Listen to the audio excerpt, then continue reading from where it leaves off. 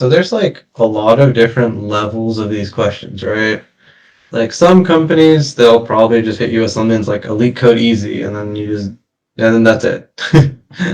I think with Fang, it's usually around a medium, and then there are the quant companies, which is usually around a hard. But yeah, as for how to approach them, start with the easy ones.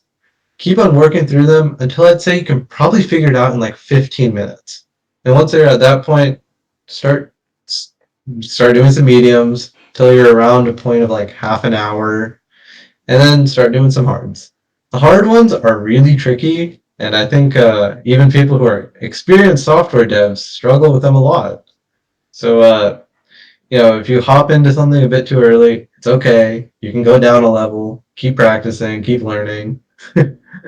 And as for the easy questions, if you're struggling like there, my biggest recommendation would be to just go through and watch some videos about it. Geeks4Geeks has a solution for every single question. So once you've completed it, go there and see what solutions they had. Maybe you can learn something from like what's the optimal approach. That's great. So how should like one get started like in DSA? Well, like we have a lot of data structures like arrays, then like linked lists, and then like the advanced kinds like heaps and hash maps and tries and graphs. So how do you think that like one should start? Yeah, so data structures is not a fun thing to learn. It's very tedious, it's very slow. But as for how to do it, I think we've said it a million times. Go on to LeetCode, do some questions. There's no like fun way around it. And there are some like gamified versions of LeetCode.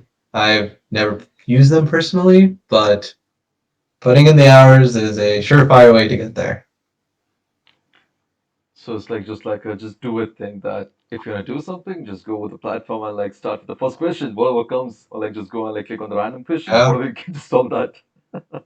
yeah. I usually just go with whatever level I want, hit a random question. Oh, that's amazing. So what do you think that for like companies like FANG or like in general software dev companies, what are like the basic foundational DSA that you need, the minimum to like get into the interview?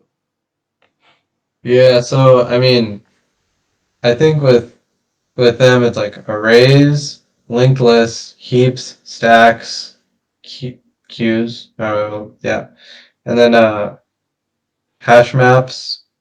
And then in terms of algorithms, you need a binary search. You need some type of n log n sorting algorithm, like quicksort is the one I always jump to. And let's see, is there anything else I can think of? Like reorganizing trees, how to move stuff around, recursion, when is it appropriate to use that? Yeah, just make sure you know like the fundamentals. That's amazing. So with like the DSA, like so what were the data structures that were asked to you at your Google interview? Uh, well, I mean, they just asked me questions, right? So I got to pick which data structures I used. Oh, really? But So like not anything yeah, so specific. They just give you like a free hand that use whatever you wanna use and just optimize that. yeah, yeah. And then in order to find the optimal solution, I would ask the recruiter, or the interviewer, here's the one I'm planning on using. Is that what you'd recommend? Should I try something else? Ask them. And I think for most questions, the answer to that is there's like this joke that goes around of just use a hash map because hash maps are very powerful and there's a case to use them in many many places.